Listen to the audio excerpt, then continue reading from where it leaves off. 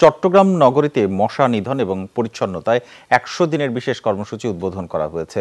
সকালে নগরীর চাটগাঁও থানার সামনে এর উদ্বোধন করেন নবনির্বাচিত মেয়র রেজাউল করিম চৌধুরী।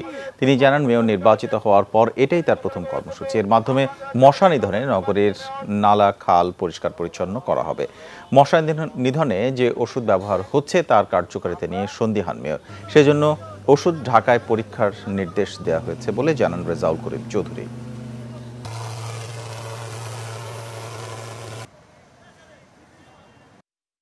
মশা নিধনের জন্য মশার প্রজনন ক্ষেত্র ধ্বংস করে মশার উৎপত্তি বন্ধ করব। ঢাকার মশা নিধনের জন্য যে মেডিসিন ব্যবহার করা হচ্ছে, কোন প্রক্রিয়ায় ব্যবহারটা করছে এটা দেখে এসে আমরা ওইটা যদি কার্যকরী হয় আমরা সেটাও এখানে ব্যবহার করব।